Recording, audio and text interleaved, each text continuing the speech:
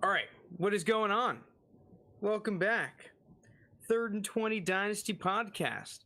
We've only got 2 gamers on right now. JT is trying to get in here. He's going to be on his phone, which we've never actually done before.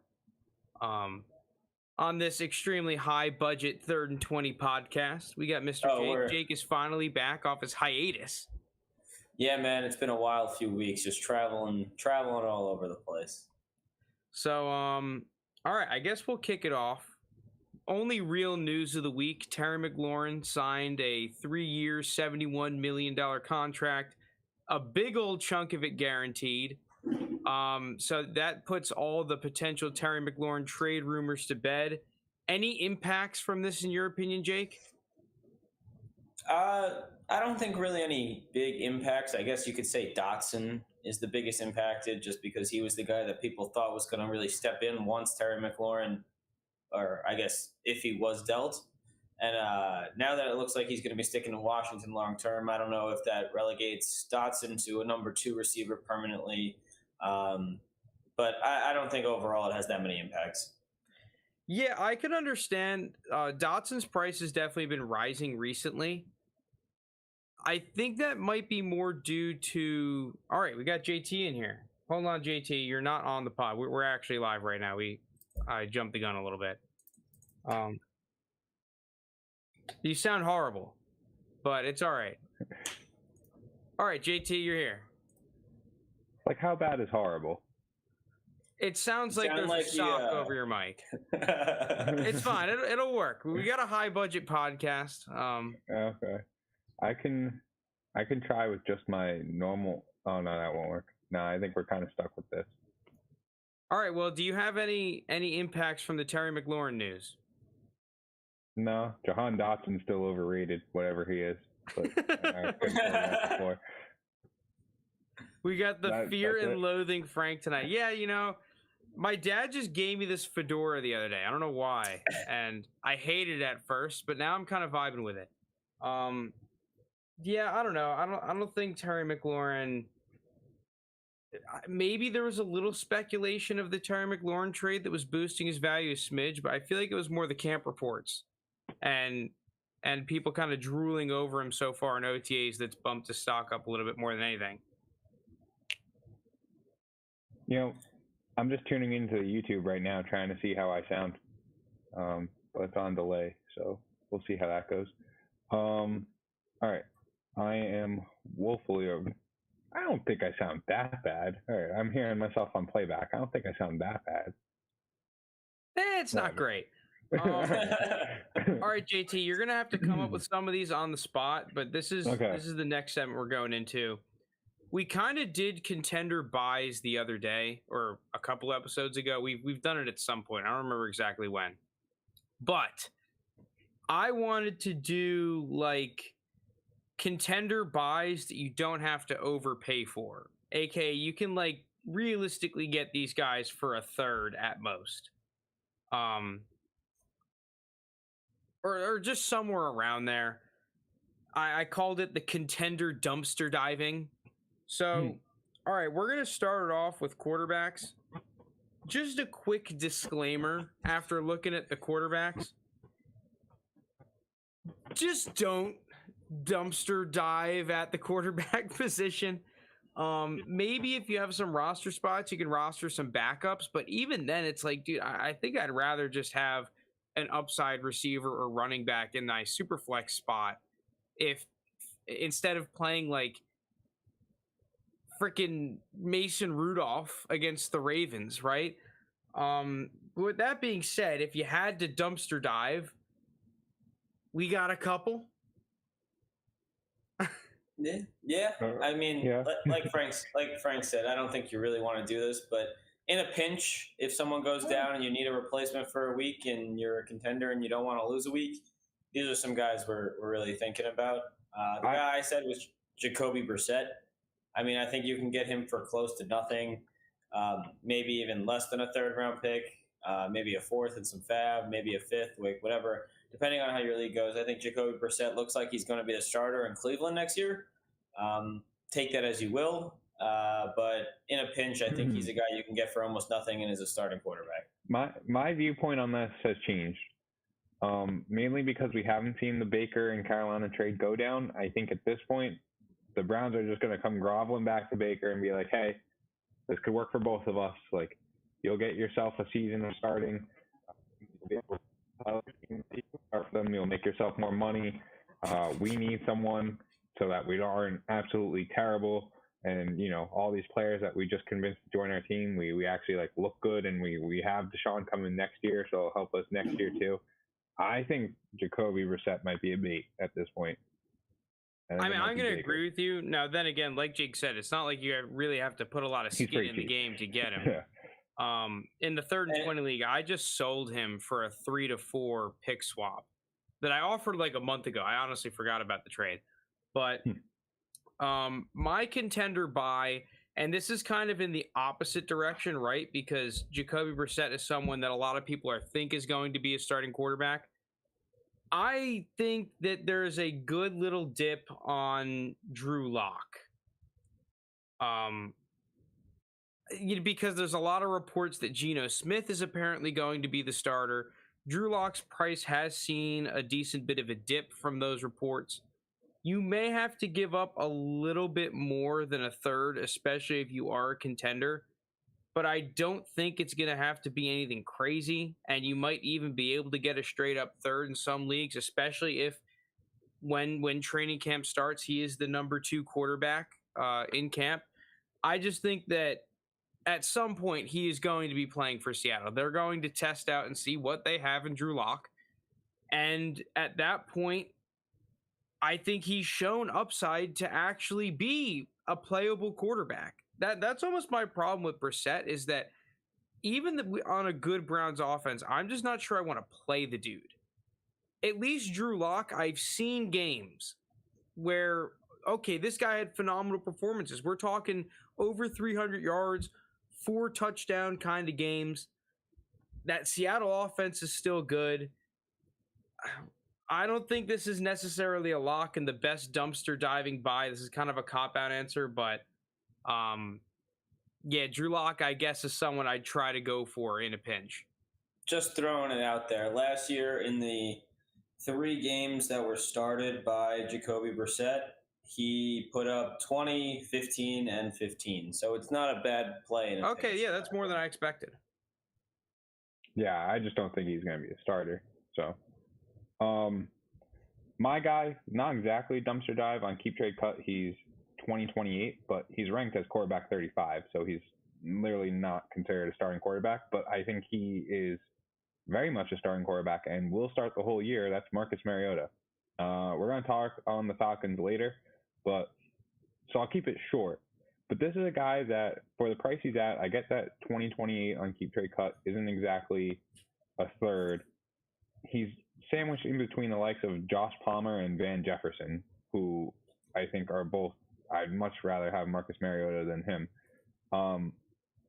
To me, I think of anyone that is ranked under quarterback, 25, I would say, he's got the most likely chance of being quarterback 1 on the year. Because I think with Kyle Pitts, with Drake London, with his mobile ability, I think Marcus Mariota is getting very much slept on this year. I am phoning in. This is my jail cell. I'm phoning in from prison. Shout out P to the R. What's going on, John Smith? How you doing, dude? Yeah, I agree. Because you're right. Marcus Mariota is one of those guys you may actually have to give up a little bit more than a second. I'm not sure I'd sell him for a second straight up if it's a very late second projected. Probably is league and team dependent. But you're right. I actually do like Marcus Mariota as a buy.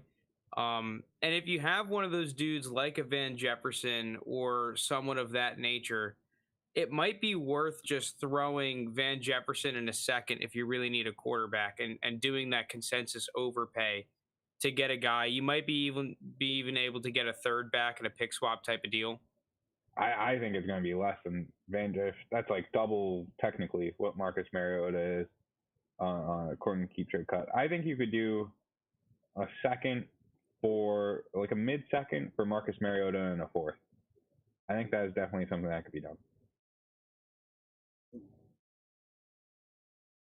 Marcus Mariota is a weirdly valued player. I don't even know if you can get that though, JT. I think if you have Marcus Mariota and you're a contending team, or even if you're just even if you're a middle of the road team, what's the point in trading Mariota for a mid-second? Well, I don't know. What's the point of trading like Ryan Fitzpatrick or Taylor Heineke for a second? It's the same in the terms of people don't think that he's going to be a long-term starter, which I don't even know if that's necessarily the case. And he's someone that has production for you where, I don't know, people might see the shiny Van Jefferson or whatever, the 2023 mid-second, and they might go in on that. I'm pulling up Marcus Mariota right now, and I'm going to find what on the trade finder that has scraped what it finds for me. While I vamp, though, were there any other sneaky quarterbacks that you guys were considering putting on here? I mean, there's that whole clop of Jared Goff, Daniel Jones, Carson Wentz, but we kind of thought that those guys were in that point where the keep trade cut price is simply too low. Because, I mean, this is the interesting thing with Marcus Mariota, is the point that you brought up. Post this season's success is not priced into Marcus Mariota, where I kind of agree with you, JT. I don't think that that's necessarily the case. Do I think that that's going to be on the Falcons? Probably not, but I think right now Marcus Mariota is a top 32 quarterback in the league talent-wise. I'm gonna read you guys the trades that have gone down since May, around May. 12 teams Superflex league. Also, Pete to the R said I would trade Mariota in a fourth for a second immediately. All right, so maybe I'm overpricing look, Mariota. Ready? Mariota for 2.06. Mariota in a third for Mariota in 2023 third for a 2023 second. Mariota in 2.05 this year for 2.01. Mariota for Jalen Reagor. Mariota for 2023 third. What? We're just going to sneak that one in there? I don't know. Marcus Mariota for Jacoby Brissett in 2022 4.01 and 4.06. Are these Mariota, all Superflex leagues? Mm-hmm. Yep, it's filtered to Superflex. I'm telling you guys, he's cheap. Marcus Mariota for a 2023 third. Marcus Mariota for a 2023 second. Marcus Mariota in 1.02 for Trevor Lawrence. That is an interesting one. Yeah, what the hell? Yeah. Wait, what? Yeah. Marcus Mariota for Cordell Patterson. Marcus Mariota and Pat Frymuth for Gabe Davis and Noah Fant. He's cheap. Yeah, he's cheaper than I expected. I mean, I'll give you credit. So yeah, I'd definitely add Marcus Mariota to that bin, because that one trade the guy did, Mariota in a third for a second. I think that's a good deal if you need a quarterback, dude. I think that's a good deal. Mm-hmm.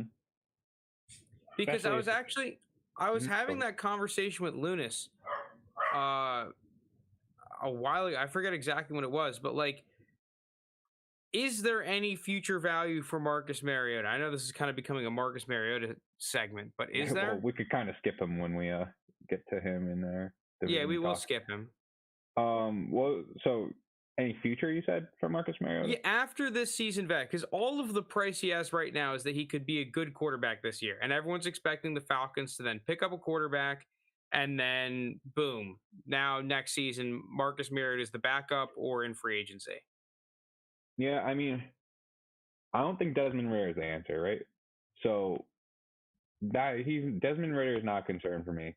It's just, are the Falcons bad enough that they're in a position to draft one of those top quarterbacks? And I think I would say they probably would be. So I would only be getting Marcus Mariota with the assumption that he's a good play for this season. After the season, anything else is like a bonus. But that could be really nice. The Falcons, like, if they open the year 2-7, do you not just see what you got with your third round pick in Ridder? I don't know. Ask the Vikings and Kellen Mond. We've seen what we need to see. I don't think Ridder is that good. I also just don't think the Falcons are going to be that bad of a football team. I mean, they kind of shocked the world a little bit last year. They were somewhat close to 500 for a good portion of the season.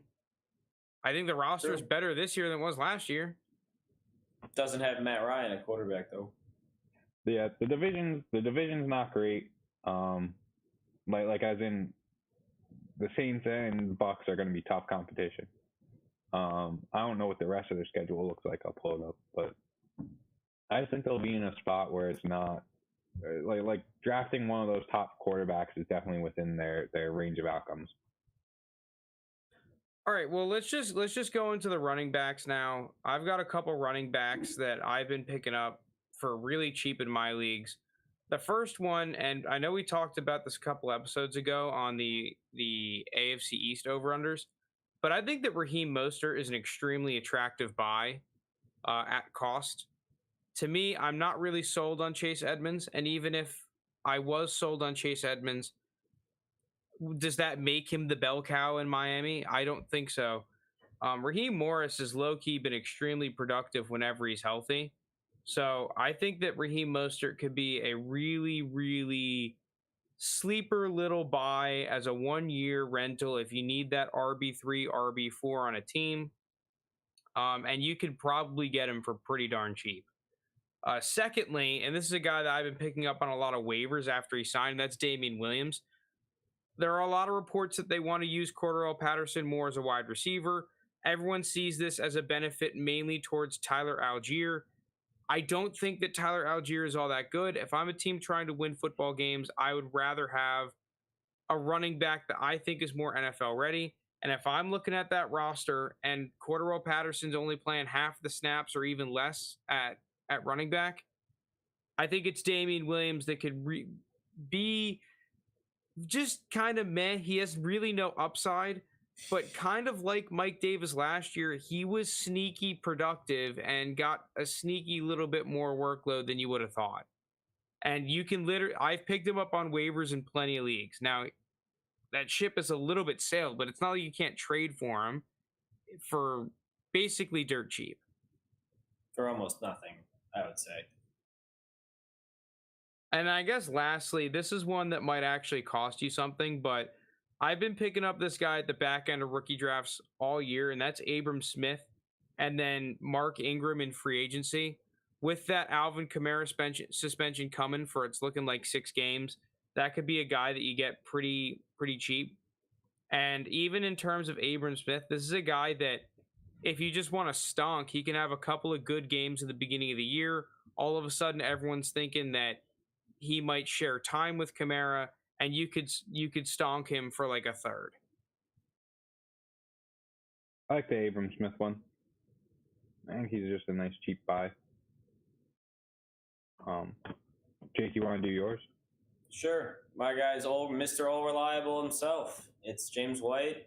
I know he missed a good percentage of last year, if not all of it, with an injury, but he is back with New England, and I just don't see a way that James White doesn't carve out a role in this offense. He has built up too much trust with Belichick and this offensive coaching staff. I know Josh McDaniels is gone, but this offensive staff is just pretty similar still. So James White's going to get his four catches a game, 1 or 2 rushes, and he'll carve out a spot where his keep trade cut value is below 700 right now. It's at 633, so you can get him for pretty much dirt cheap. I know he's an older running back and probably doesn't have much play after this year, if any, but it's something that you can get for pennies, and he's a guy that you could probably throw in your flex in a pinch and build some depth on your roster.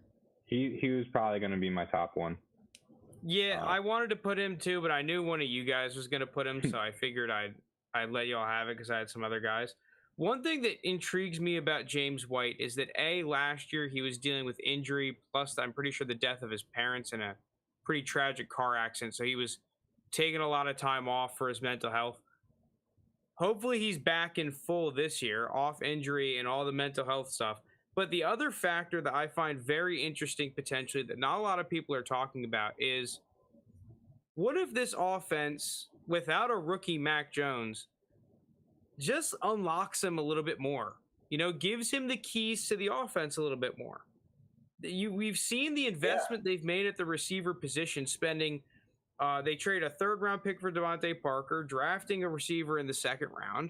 They spent the bag on tight ends last year. They've got a good offensive line. yes, this is probably going to be a heavy run football team, but I don't think anyone is really taking into account the fact that they could seriously unlock Mac Jones a little bit more and give him the keys to the offense more than we thought and people have been predicting, which then will in turn increase James White's value as that pretty darn good receiving back on this football team. Yeah, I 100% agree with you, and I'm excited to see James White back. You just gotta hope it's not Ramondre Stevenson that starts stealing the receiving down work. I'd be a little surprised by that, but you always hear a tiny bit of Raheem Mostert starting to catch. Ramondre Stevenson starting to catch the ball, but I'm not really buying too much into it. I think it's James White's role, and not much competition, to be honest. We good for mine? Absolutely. Yeah, so I've got one. Keontae Ingram, actually, someone that I didn't really love coming out of college. But my thing is, right, I think he's just a clear-cut starter if James Conner goes down. And being the lead back for the Arizona Cardinals is a pretty big deal. I mean, we saw what James Conner did last year.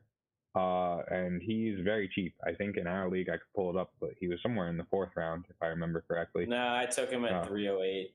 All right, close enough. 308. I mean, that's still in our range of what we're talking about for a third. Well, Jake taking him, I feel like kind of would agree with me then. Like, just a injury-prone running back. He's had shoulder issues in the past, and there's not much competition that I'd be scared of in Arizona. Like, Benjamin doesn't really do a whole lot for me. I forget who else is even there, but I think Keontae Ingram's a good buy. I agree with you. The one thing I will say is Kyler will poach rushing touchdowns. We've seen it before, and that's going to continue to happen. Around the goal line, he's an animal. He just gets in the end zone. He has a nose for the end zone. It's Darrell Williams, who I'm not concerned about. Darrell Williams is going to get his touches just because he's a veteran and has more experience in a high-powered offense. He obviously comes over from the Chiefs. But I do like Keontae Ingram here. I think he's a guy that really, out of USC, is just going to fit this Cardinals offense pretty much to a T. And obviously the injury-prone nature of James Conner is something to be aware of. I hope I didn't just blast an ad. Come on, Lappy. You don't got to do us like that. I don't know. I think that I'm not a huge fan of Keontae Ingram simply because I think one of Darrell Williams or Benjamin will take over that second running back role. Benjamin's tough. No. Benjamin is nothing. Benjamin's a special teamer. But that's my concern with spending a third on him. All right, let's go into the receivers. Like, how bad is my audio right now? Do I sound like a prison? It sounds like you have a sock over your mic, JT. I don't understand. I'm sorry, this is probably going to upset people. I don't really know how to fix it. All right, I want to get into this is the whole reason I did this segment, was for this player. This has been my favorite buy of the offseason. Simply because I don't have to actually buy him. I can pick him up on waivers. I've done it in about half of my leagues. And that is Randall Cobb. I don't think Randall Cobb is dead. That Devontae Adams leaving, I actually think Randall Cobb is going to be the biggest beneficiary of that. Now, that's definitely some speculation, but I'm speculating for free. It only cost me a roster spot mainly. That is because I was watching that Packers 49ers divisional game from last playoffs. And man, that slot receiver role in the Packers offense that game, which was mainly Devontae Adams, but there were some other guys going in and out. He was just working.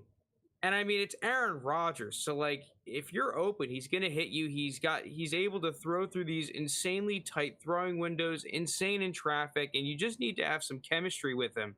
And, against zone, be able to find those little holes, make the right decisions. Dude, I think that Randall Cobb could be a seriously decent flex player. And I am picking him up for free. For zero fab, zero cash, zero draft picks, absolute zero. And I actually think that he's going to be productive this season for the Packers offense. I'm pretty sure we saw it with James Jones years ago. He went to the Raiders, looked completely washed, goes back to the Packers and has some decent output, right? So if there's any guy who's going to do it, if there's any team that's going to do it, Aaron Rodgers wanted him there. I'm picking up Randall Cobb. I like Randall Cobb. I think he's going to be the lead receiver on the Packers. And I don't think it's going to be close. I think it's Randall Cobb. Randall Cobb? Yeah. Wait, no hype for Sammy Watkins, the Lizard King? Anything Sammy Watkins past week 1 is no good. Yeah, he'll go off week 1. You're right about that. Yeah. Just selling the hype. All right, I got a few guys that are pretty dumpster divers at wide receiver. These are going in descending order of value, I guess. So the most valuable guy I have on this list is KJ Hamler. I think he's a good buy. I think he's going to really slide under the radar in this Denver offense that's pretty much loaded with, Jerry Jeudy, Tim Patrick, Cortland Sutton, Albert O, all the running backs there. But with Russ, I think he gives him a true deep threat. He's valued at $17.59 right now, which is pretty much a late second, early third, and I like that pickup for KJ Hamler. The one thing I will say about KJ Hamler, I don't know how he's going to be off the injury, but he did look very good when he was playing last year. I thought he was a much improved player from college because I wasn't really a huge fan of him coming out of Penn State, but I thought he looked a much improved player before he got hurt.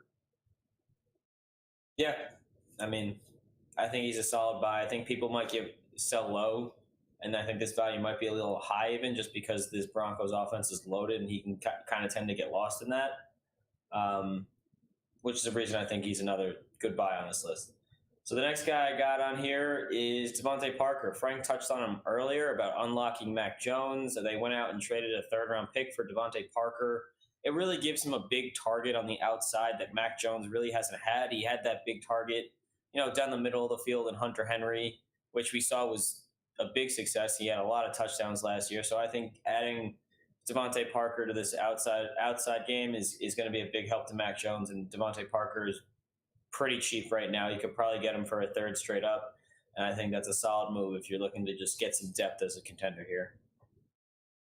As a Patriots fan here, I'm not a fan of. I hated that we traded for Devontae Parker. I don't think. Well, you still did. So what do you want? The thing is, though, with Devontae Parker that I respect, and it's the same thing about Marvin Jones that, spoiler alert, Jake is going to touch on next, is that he's not a sexy buy. He's not on the sexy offense. You can see how is he going to get the targets and all that stuff. The dude is productive when he's playing. Simple as that. When he is on the field, he is productive. And if that carries over and target share and fantasy points follow the player, as long as he stays healthy, which is the big question mark with him, you could be getting a pretty decent receiver for a third-round pick. Yep, 100% agree. Rolling right into the next guy who Frank just spoiled, it is Marvin Jones. I've liked Marvin Jones for a while. Like Frank said, he's nothing sexy. But he does just similar to Devontae Parker. He just puts up points. Like everywhere he's go, from Cincinnati down to Jacksonville, he puts up points. I know last year was a little struggle, but I think Trevor Lawrence, another step. You actually get a confident head coach in Doug Peterson down there instead of the fiasco that was Urban Meyer. I think this Jags team takes a step forward, and I think Marvin Jones is probably the wide receiver 1 on this team. So with that being said, to get him at a value of $10.35, that's a late third, which even if you have to pay a mid-third, fine by me.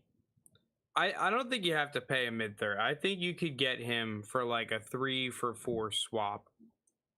I think that's pretty doable. I put that out there so many times and got rejected every single time. All right, so maybe not. But anyways, the last guy I got on this receivers list is Sterling Shepard.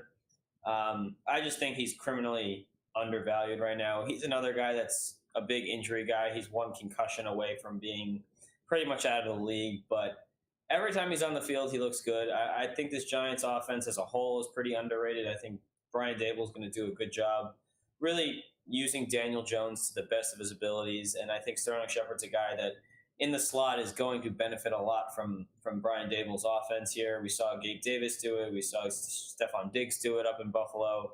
I just think he's a guy that's for that being valued under 1,000 is a can't miss.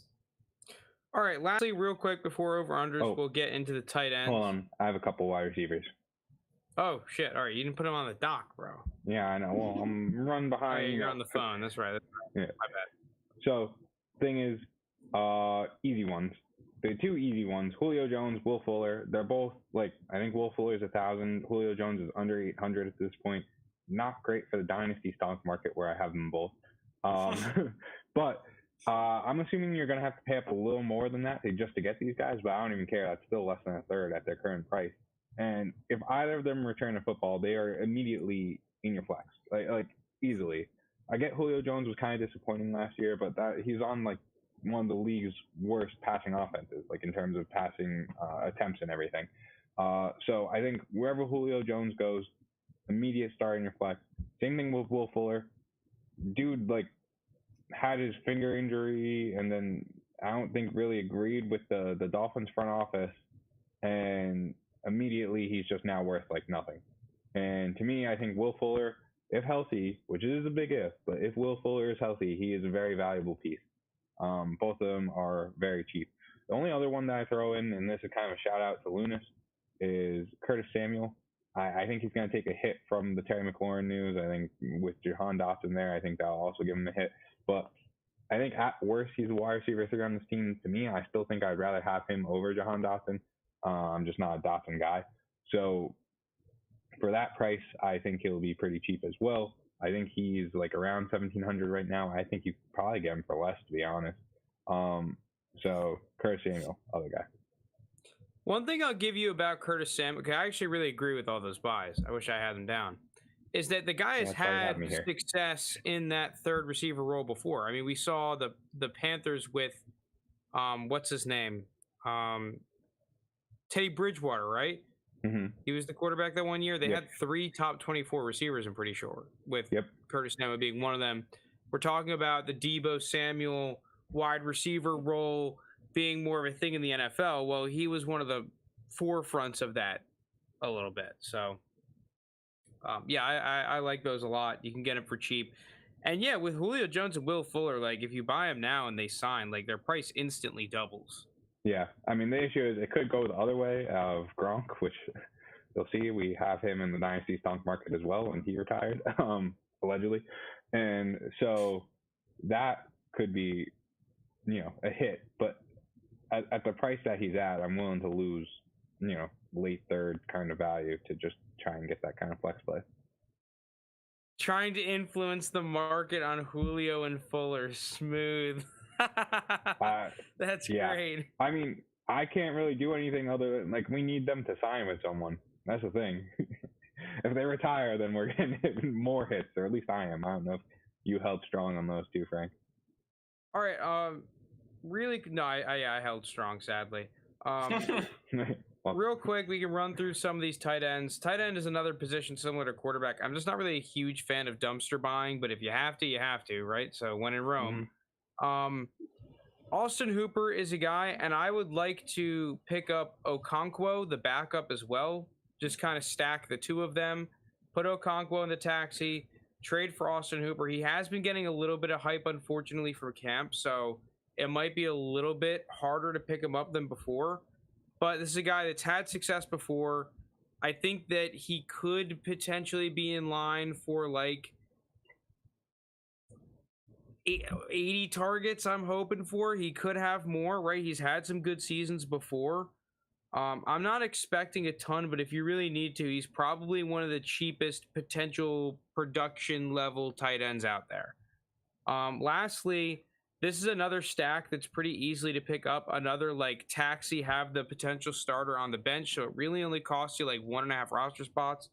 That's Ricky Seals-Jones and Daniel Bellinger on the Giants. It's an offense that could pass the ball more than people expect. I don't know if either of these guys will be relevant. My bets would be on no. But the fact of the matter is that these guys are just cheap. They're just super cheap. Like, Ricky Seals-Jones might be on waivers in a lot of leagues. And Daniel Bellinger, you could pick up if you have a 4th-round pick. He's going 5th round, undrafted in a lot of leagues. So if you want that stack, you could pretty easily have it. I like those. I like both those stacks, honestly. I drafted Bellinger and Okonkwo in a bunch of leagues already, so I like stacking those guys. The only guy I have in the dumpster dive for tight ends is Noah Gray. He was a rookie last year for the Chiefs. I think he showed a little bit. Obviously, Kelsey is 32 years old, whether people want to admit it or not. And someone's going to have to be the heir to that throne. I think he takes a step forward. I'm interested to see if the Chiefs end up running more 2 tight end sets this year, with Tyreek Hill gone. And he's just a guy that I think has a potential upside in a Patrick Mahomes-led offense, and you can get him for pennies. So another guy that is just too cheap for my liking.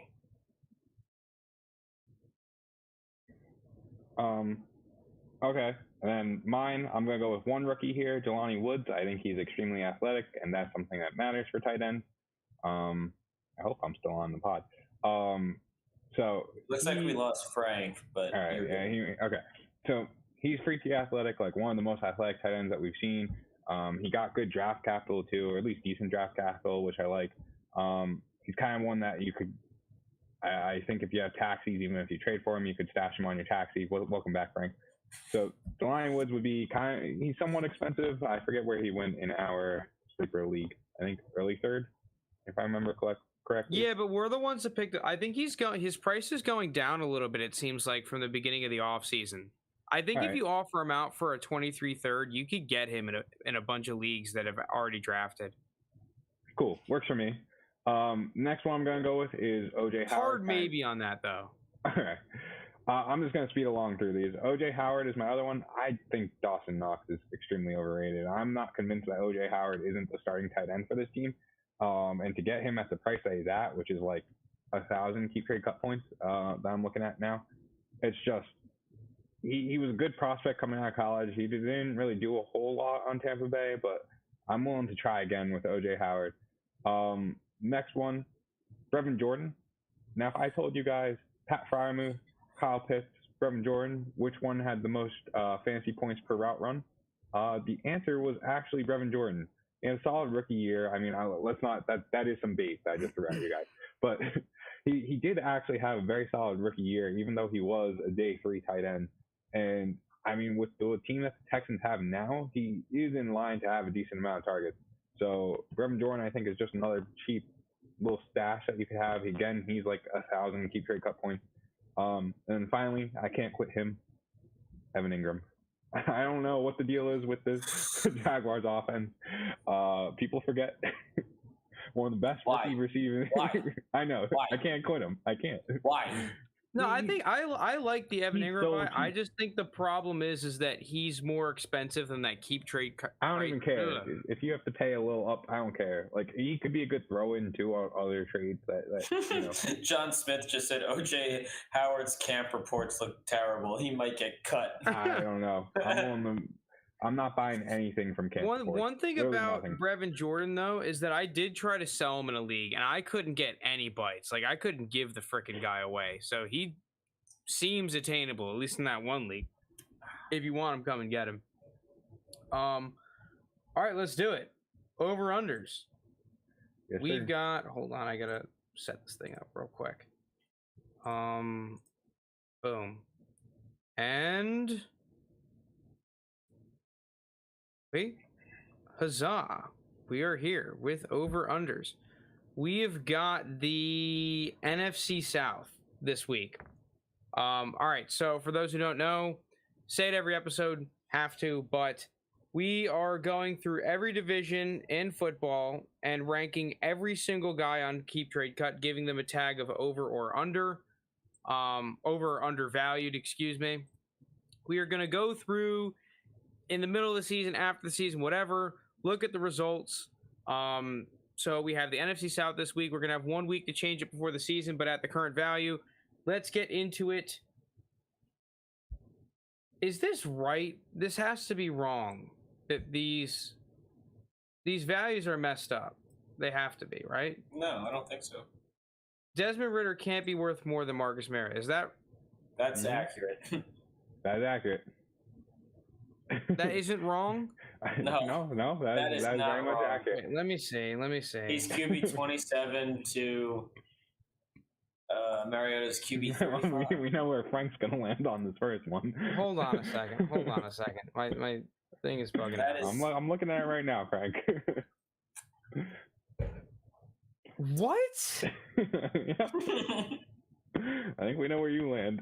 Okay, yeah. Well, I thought that we were doing. So, quick aside, I had to do the whole like setup of the sheet because usually JT is the one who does that, and I had to do it in Google Sheets. We usually do it in Excel and then put it into Google Sheets. So I thought I screwed up the whole sheet and all the values are wrong, but no, it's right. And Desmond Ridder is 2,800. Yep. Is he getting camp hype? What happened last night? Yeah, he's getting some camp hype. People like him. People think Mariota's not going to start much more than 6 games. So yeah, we'll see what happens. Again, it's beat reporters. People are buying into these beat reporters. They're the worst thing to ever listen to. Like for every one time you get James Robinson off waivers, which by the way, there were beat reporters saying Devine Ozigbo and who ended up getting COVID and actually had a really bad time. Raquel Armstead. Yeah. There were other beat reporters saying that those guys were the lead guys for the job too, right? So even with those, like the James Robinson of the world that you're able to pick up off camp hype, there's like 300 like Scotty Millers like that are catching 6 balls at a time, like kind of thing. Like I don't know. Beat reporters are such beat, and especially with quarterbacks. Desmond Ridder got passed on multiple times by multiple teams like that needed quarterbacks. He's a 3rd-round quarterback. There are very little 3rd-round quarterbacks that actually have NFL success. Bait, huge bait. Honestly, probably my most overrated.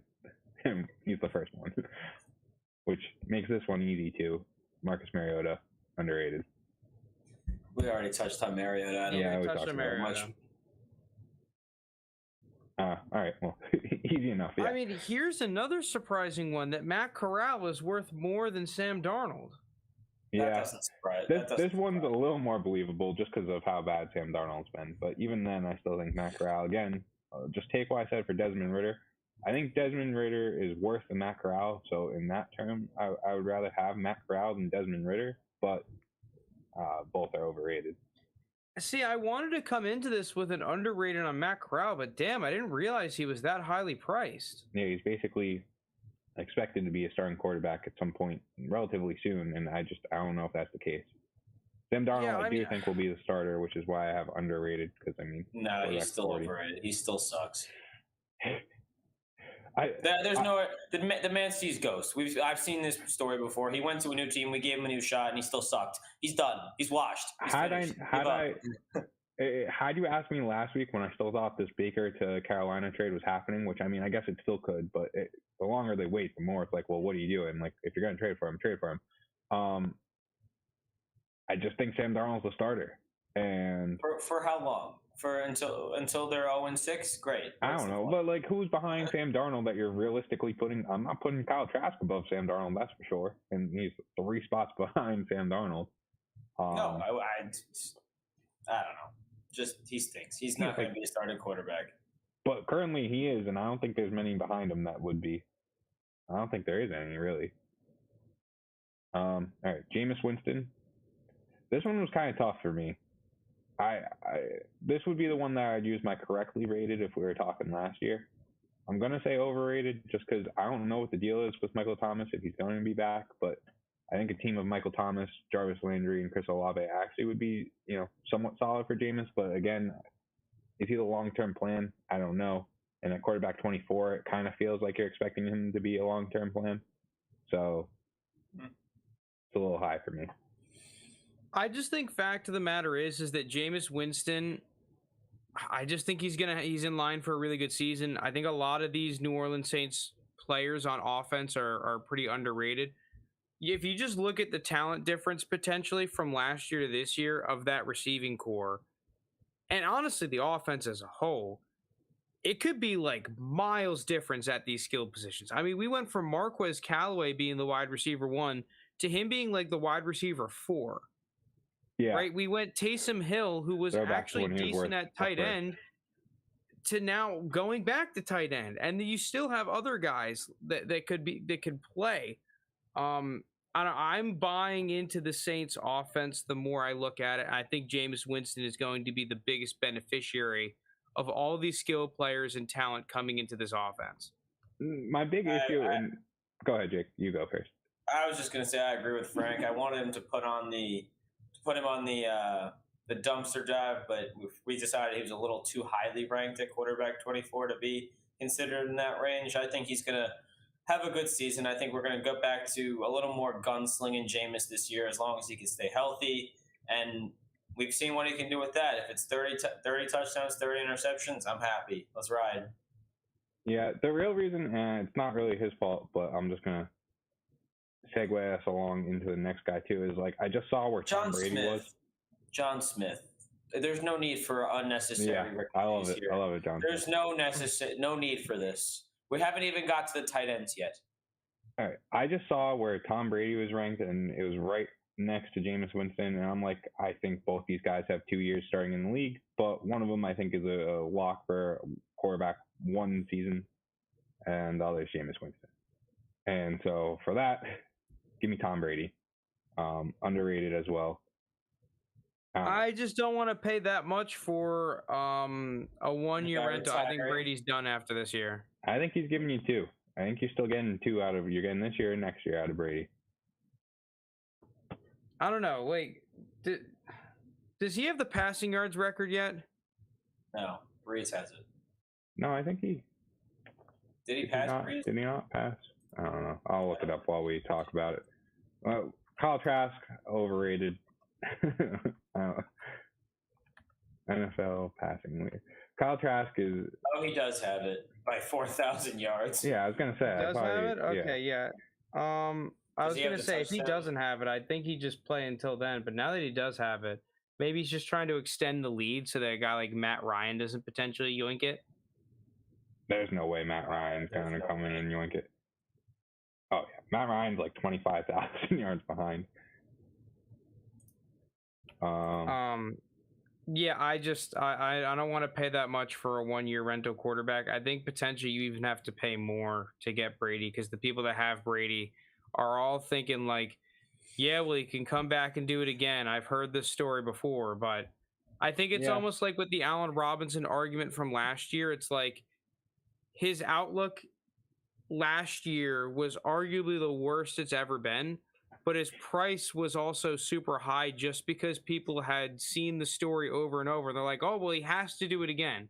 History's going to repeat itself. Well, to me, I just think that that's fucking nonsense. And that's what I'm kind of getting out of this Brady stuff. Like, I would sell Brady at this price and be pretty darn happy about it, because this is a price that is agreeing with JT, where people are thinking he's going to come in and play for multiple seasons.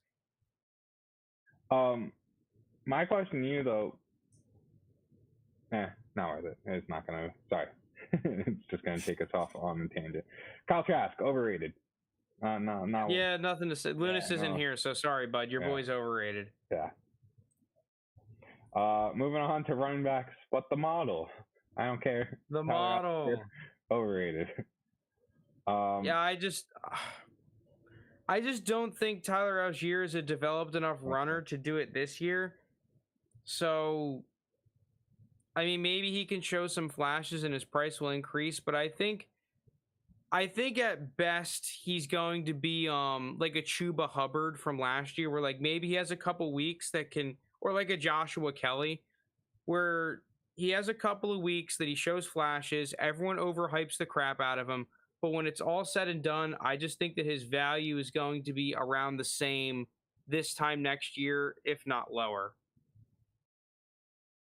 Yeah, and especially like he's getting drafted in the early 3rd over like the Tyquan Thornton, which like I get it, it's a day 2 receiver who's not a great prospect, but it's a day 2 receiver nonetheless. And you're getting Tyler Algier drafted over him. It doesn't feel right. It feels overrated. Next guy, Cordell Patterson, running back 52. Jake, you're saying overrated. I don't think he's doing anything close to what he did last year. I think that was a career year, and you should sell him now before people realize what you actually have is a glorified punt returner. A glorified punt returner. Wow, I didn't realize the Cordell Patterson name was that high. I just expected his price to be higher. Yeah, that's what I thought too. Because I'm seeing this price on Keep Trade Cut, and I don't think 31. anyone that has him is going to trade him for the. Yeah, he's also 31, but this was a league-winning level player last year. He was, right? And I give all the credit to him, but there is no shot he does it again. There's no shot. There's like I'd be no shocked. one.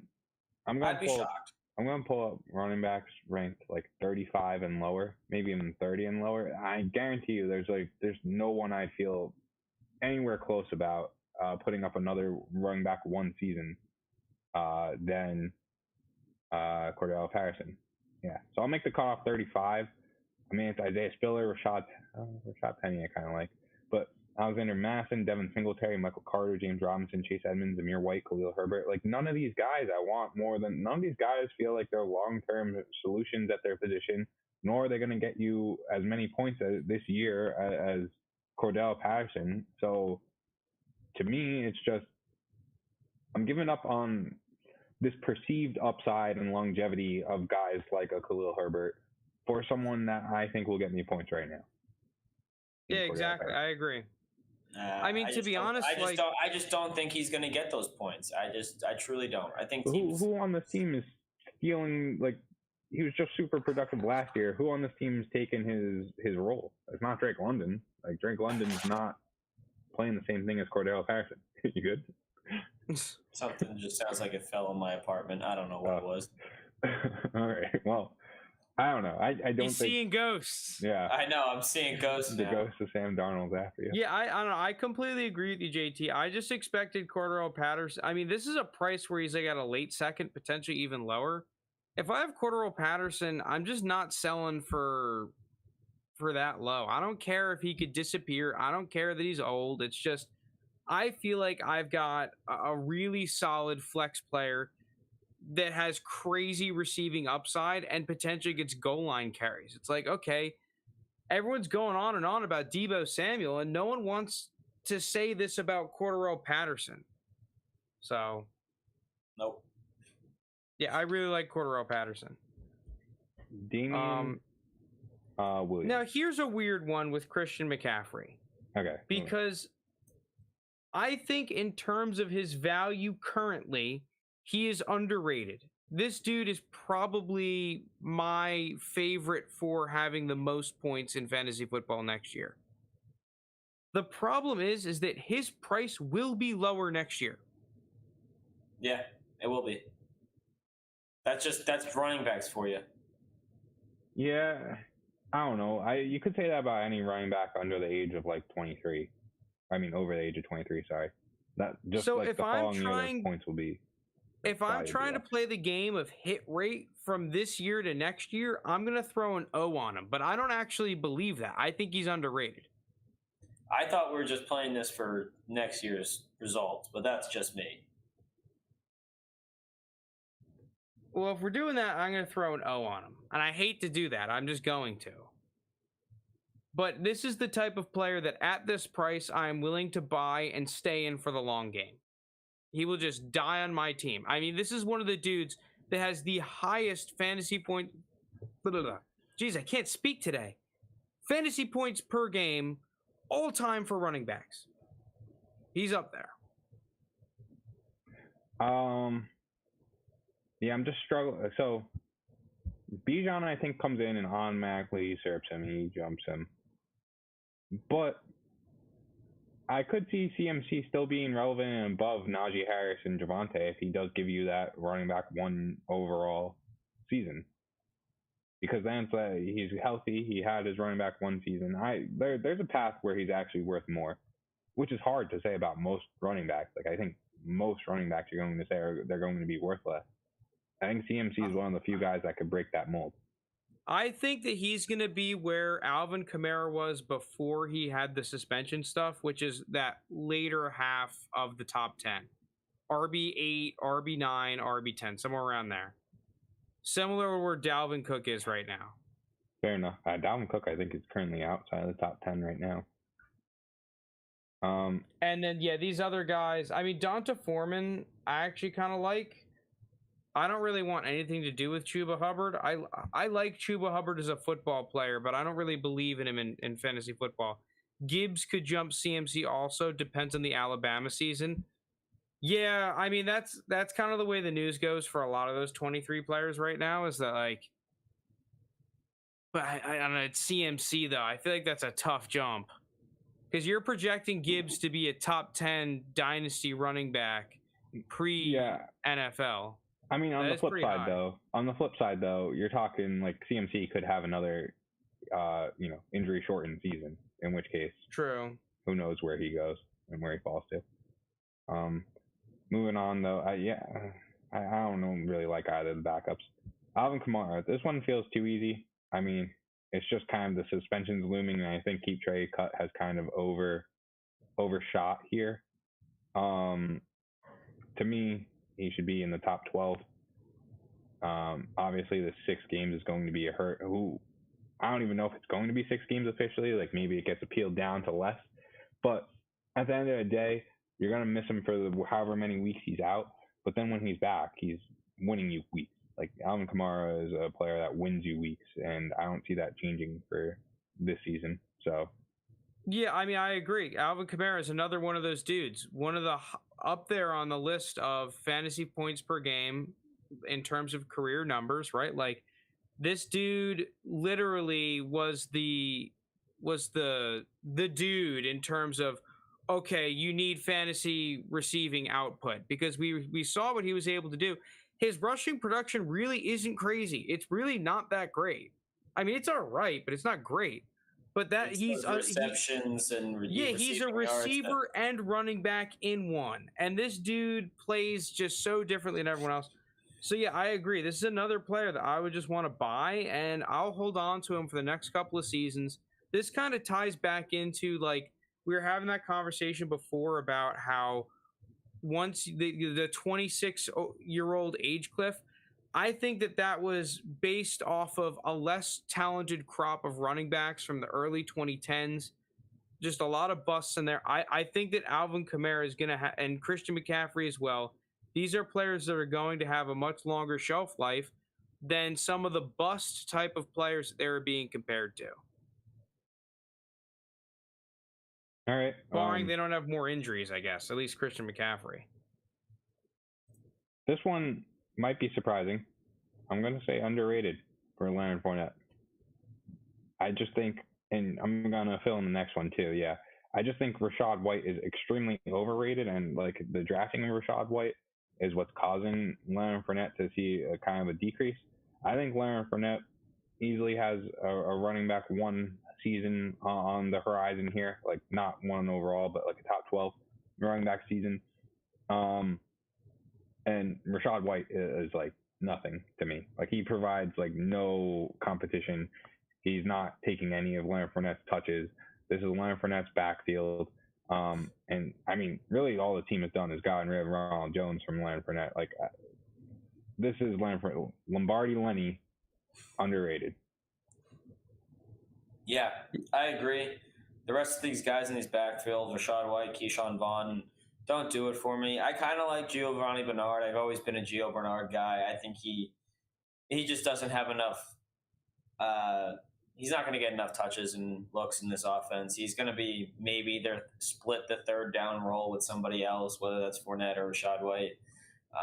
But I do like Giovanni Bernard, so I'm going to give him an underrated tag. But everyone else, besides Lenny, is overrated in this backfield. I'm assuming Chat's talking about Zach Evans for 2023 running back. Mm-hmm. He's good. Yeah, I don't know if he's my RB2. Dude, those running backs, it's like, if they just keep their stocks. I mean, we've kind of set asking a lot, though. 2023 class. Yeah, you are asking a lot, and there's going to be a ton of variance, but imagine how people felt about Isaiah Spiller this time last year. I bet you some people was running back 1 overall. Probably was. I kind of agree with everything you're saying. The one thing I will say though, I like Keyshawn Vaughn. I thought that he looked pretty decent at the end of last year. Everyone is assuming that, like, I feel like he's going to be a cut candidate, and that the depth chart at this running back position for Tampa Bay is locked. I do agree this is Leonard Fournette's backfield. I'm mainly giving him the overrated tag because, once again, I just think that his price is going to be lower next year. If I have him, I'm not really looking to sell him because, like, terms of right now, yeah, he's going to be a great player. But I think that there's a chance that Keyshawn Vaughn is the second back, and if Leonard Fournette goes down, that he is getting the bulk of the carries. All right, moving on to tight ends.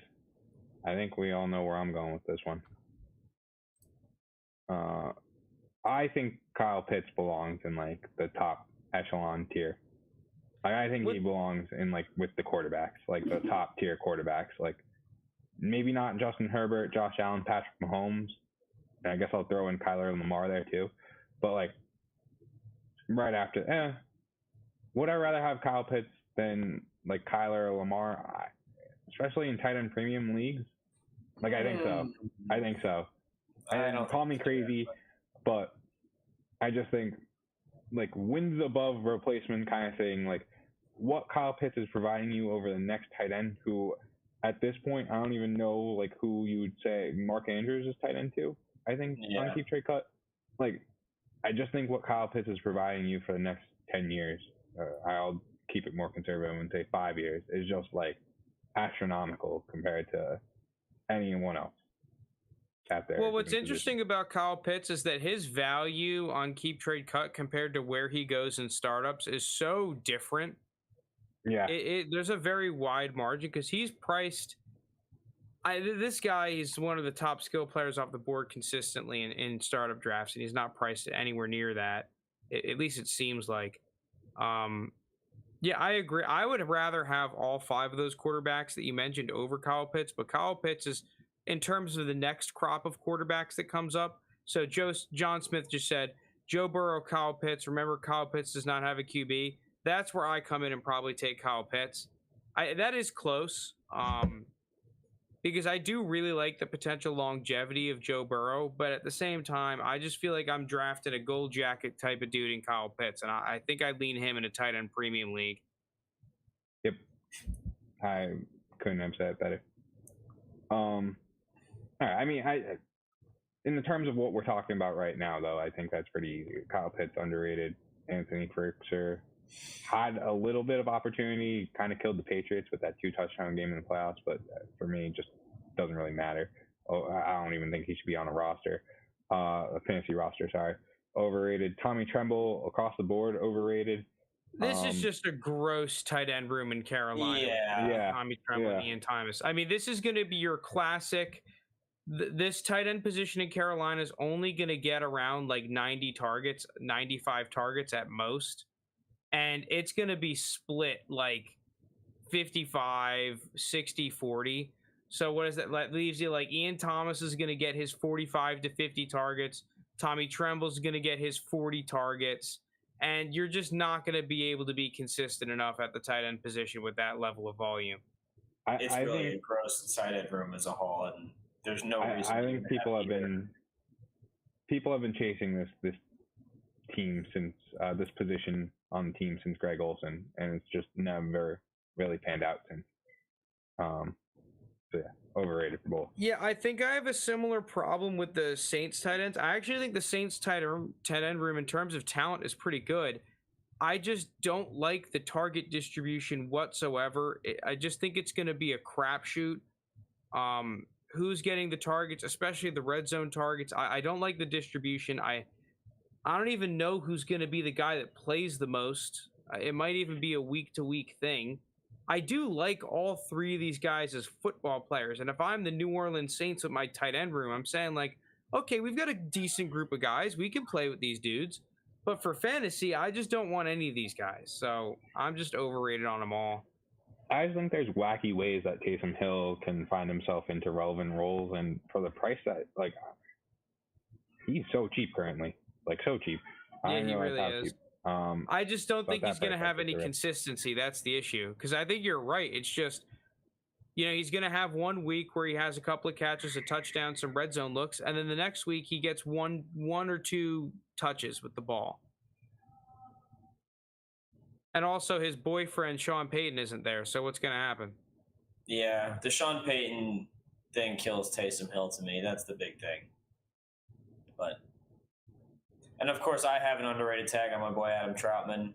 I'm just gonna die on this hill. So not anything else to say. Cade Otton, Cameron Brate. I might flip them, but as of right now, I just think Cade Otton's expected to be the main guy on the Tampa Bay offense, as in terms of the tight end position.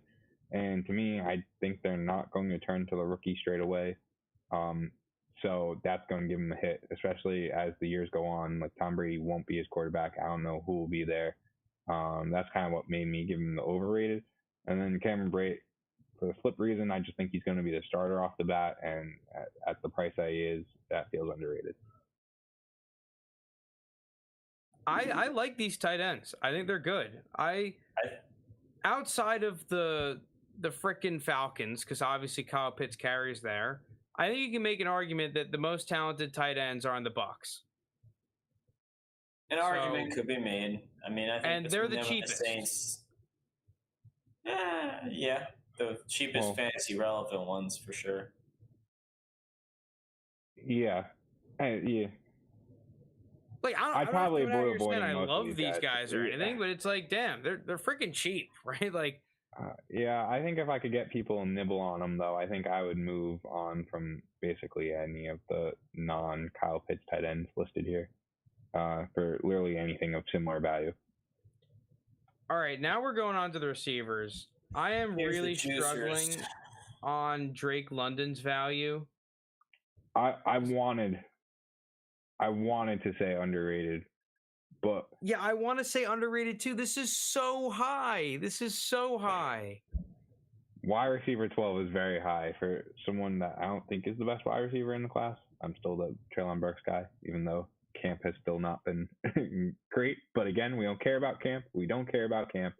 And to me, Drake London being wide receiver 12, coming out like he's a good prospect. He's a very good prospect. But like, I need you to be a great prospect to be up here. Like we had concerns about where Jamar Chase was ranked last year at this time, and I'm pretty sure Chase was like around there.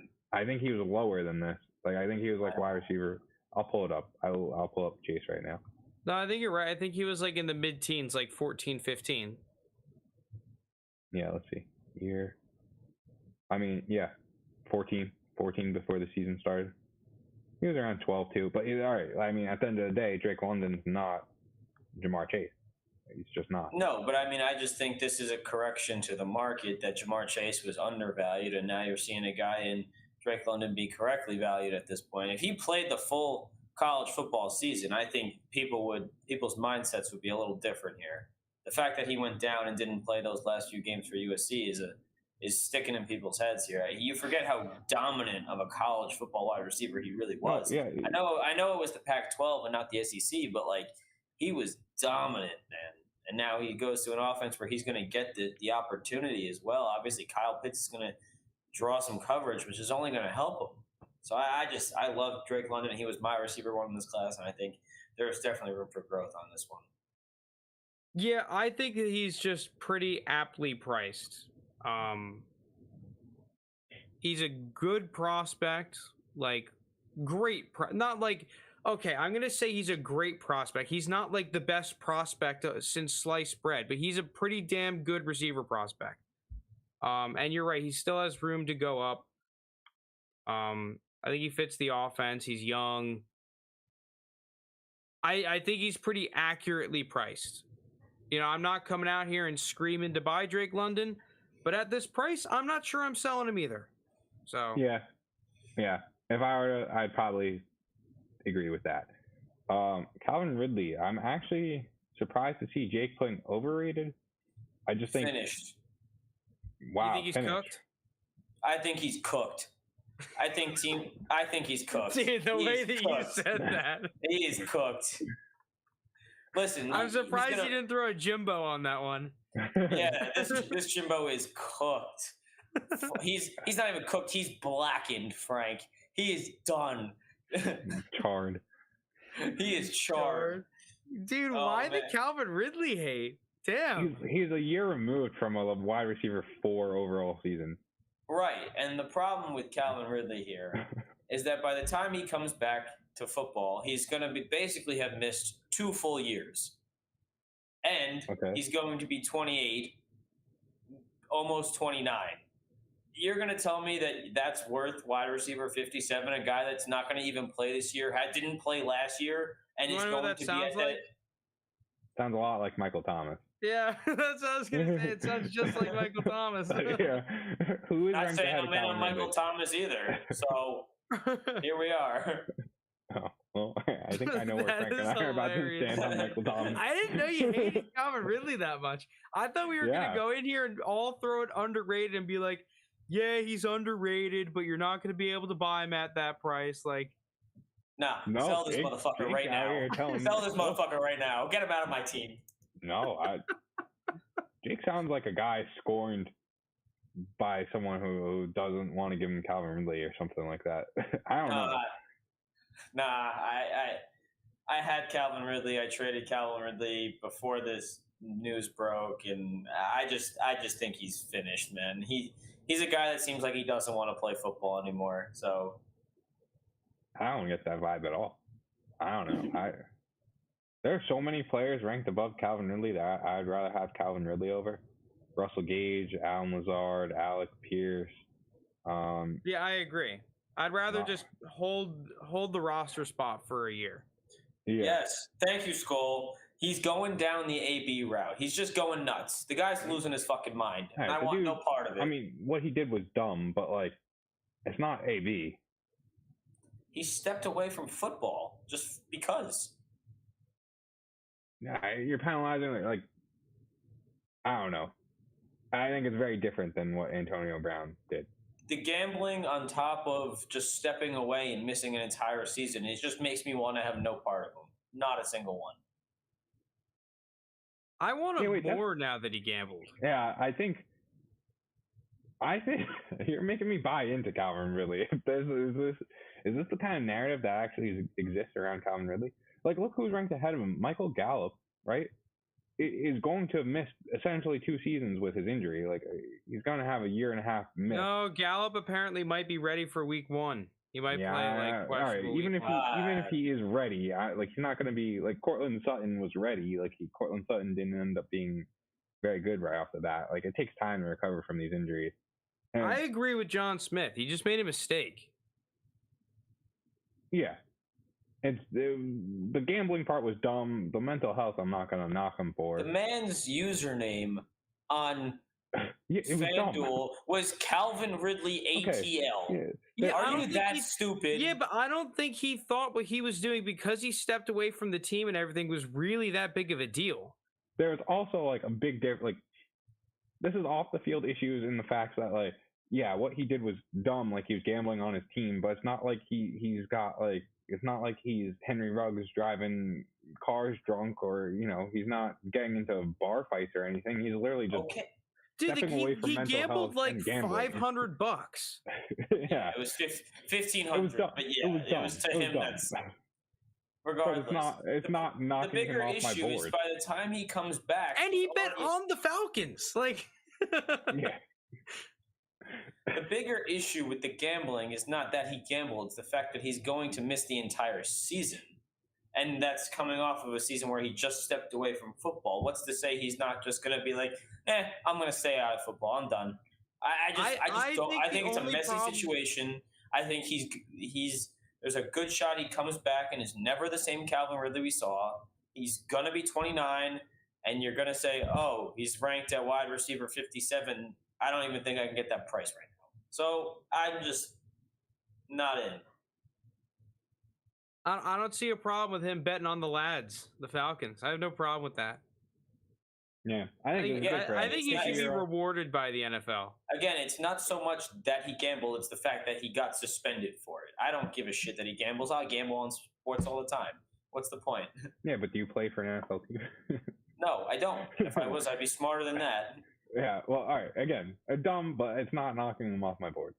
The Panthers. I did not. Did Shi Smith get arrested? What happened with him? Yeah, he got fucked. Did he? Yeah. Let me pull up the report. It was.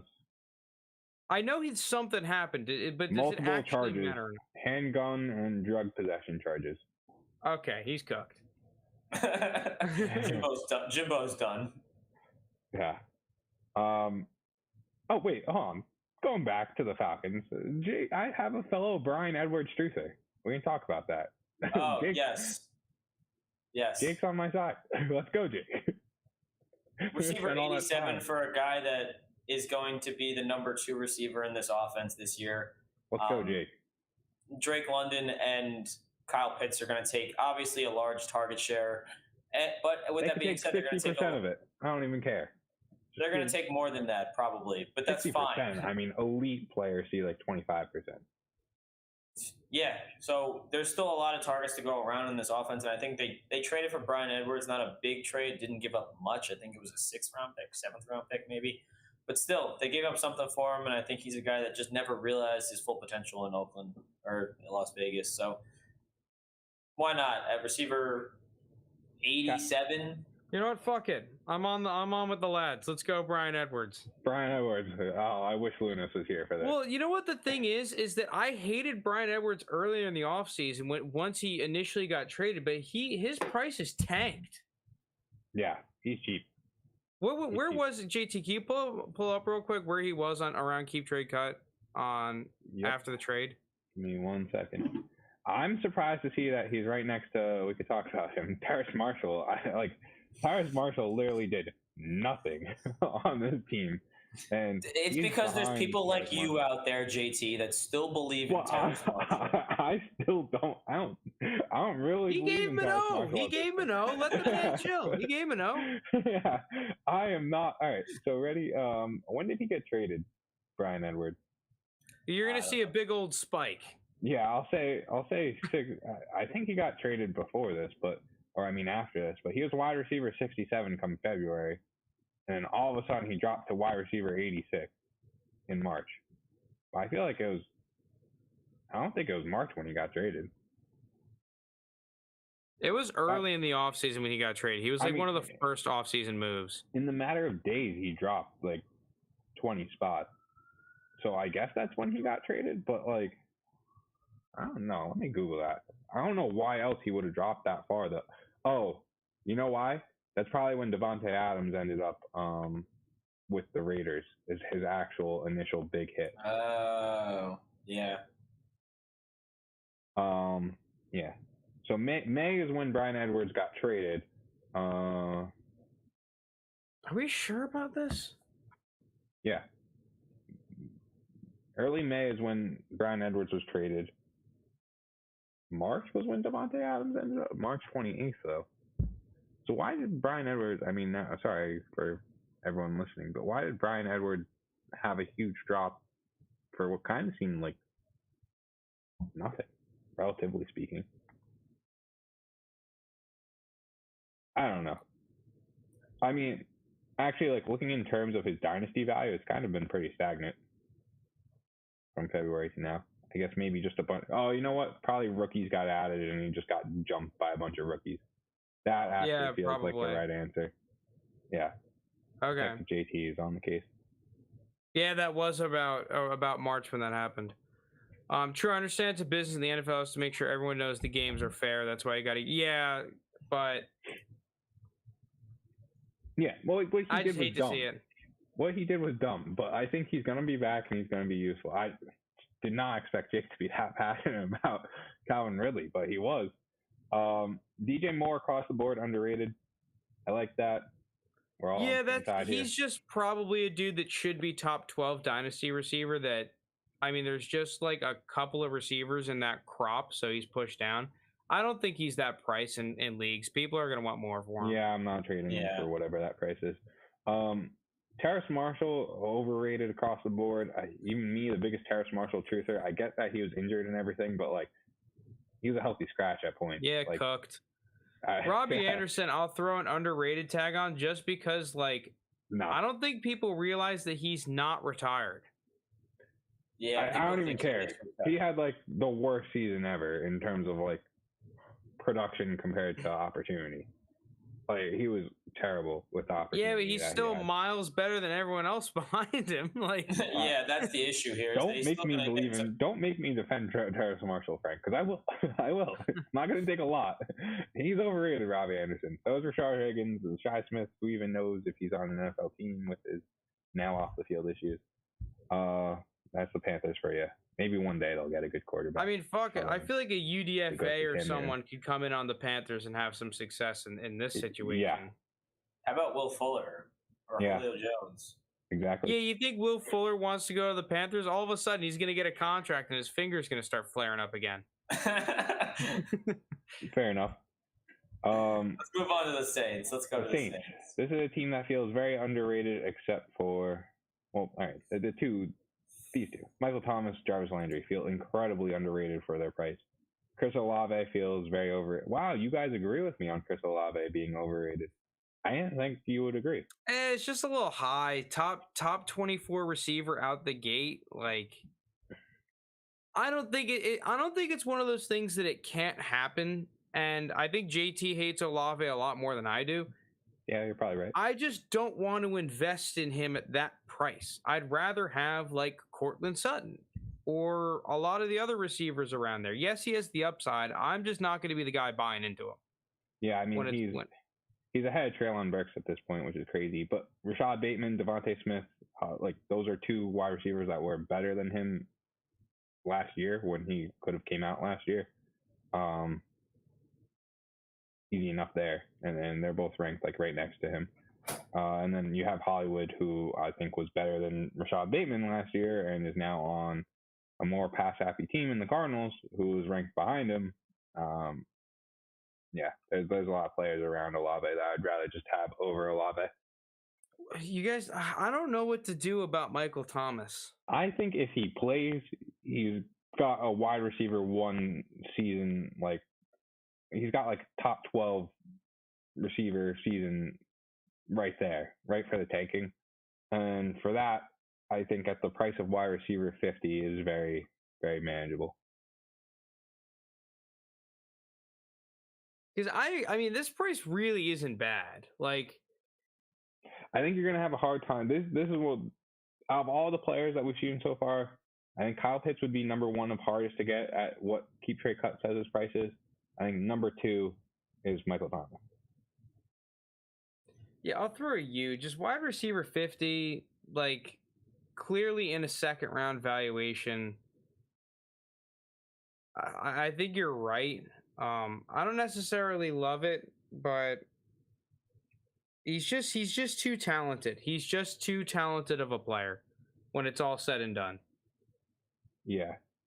This is one that shocks me going into the Bucs. I can't believe how closely valued Chris Godwin and Mike Evans are, especially after the season that Chris Godwin has had last year, the other year. Like, to me, this is a top 15 dynasty wide receiver right now. Kind of on the island there, Frank. And I mean, he proved me wrong last year. I mean, yeah, he's 26. The age isn't going to be great, but he's just a good player. He's productive. We put you on an island there, though. I mean, Mike, the fact that he's rated above his teammate Mike Evans, who's just been better in his career, it's Mike Evans. Agreed. I'm siding with Jake here. He's another one that had the injury where it's just like, do I think he's going to be back fully healthy right off the bat? No. So, yeah. And Athletic just reported that they wouldn't be surprised if he entered the season on the PUP list. Yeah, I don't think he's going to be there to start the season, whether it's a PUP or just out a few games. I don't see it. I just think he's a damn good player. Mike Evans, on the other hand, all he's done is performed. I get that he's probably one of the most highly rated older players, but I don't know. I'll believe it when I see it that he's not going to produce. So at that point, I'm going to keep him underrated. Then the rest of the guys, I don't even have Scotty Miller ranked. I could pull him up in a second. I think he's like wide receiver 130. The rest of the guys kind of feel mostly like bait. I think Scotty Miller belongs on a roster spot, like just kind of as a stash, which is the only reason I'm saying underrated.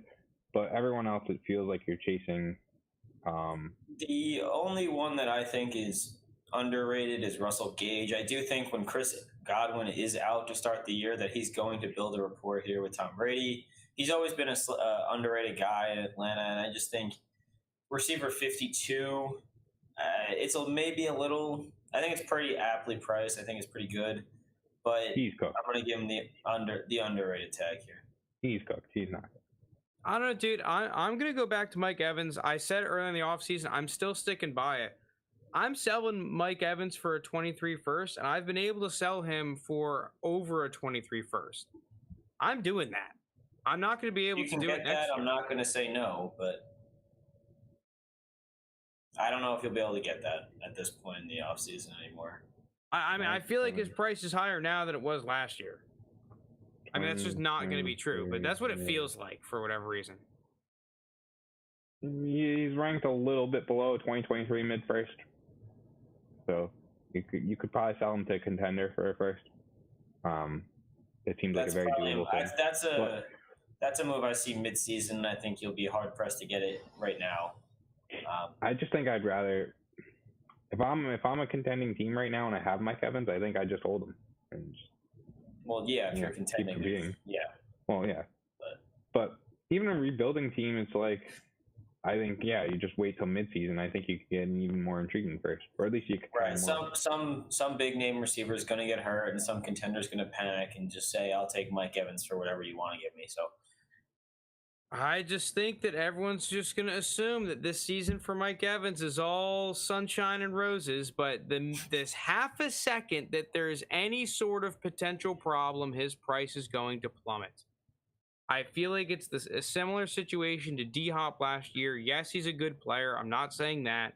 But in Jake's famous words, I'd rather sell too early than too late. And yeah. Even though I might be the flat earther right now, I think I see the edge. I did not see that coming. I like that one. Anything else you guys want to add, or is that good? No, I think that's a good place to wrap it for the week. Holy crap, we're actually ending at just the intended time this episode. This never happens. Reasonable timed episode from us. So is it Lounis? Is Lounis? Yeah, it's Lounis. I think we could blame Lounis for a lot of things if we're being honest. I can't blame him. You know what? I'm still going to. I'm going to blame him for my sound. It's all Lounis' fault that I sound like I'm making a phone call out of jail. If anyone wants to send me bail money, that'd be very much appreciated. Is it ever all said and done? Was it me that used that? I don't even know who used one. I feel like I use that all the time. Okay, good. I feel like we all use that. I've definitely used one. It's a pretty common phrase, if we're being honest. So. Well, it's not all said and done for Julio. Okay, actually, real quick before we end the sode, I just saw it in the rearview mirror. Yo, chat, check out what I just found in the attic the other day. Boom. Ben Roethlisberger rookie card. Pretty sweet, right? Too bad it's a scorecard. Yeah, it's a I know. It's kind of scrub lordy. But I thought it was pretty cool for just a clean and out crap kind of a find. Absolutely. Gotta love Big Ben here. So, yeah. All right, well, that's going to do it from us here. Thank you guys so much for showing up. We really appreciate it. Thank you, everyone. I feel like I say this every episode, but I'm actually going to try and get the Dynasty League together. That's going to happen this week. So. Oh, this week. Okay. Yeah, it's going to actually happen this week. So, yeah, be on the lookout for that. Yeah, thank you guys so much for tuning in. Like, subscribe, all that jazz. Peace out. Have a good one. Thanks, everyone. Thanks, guys.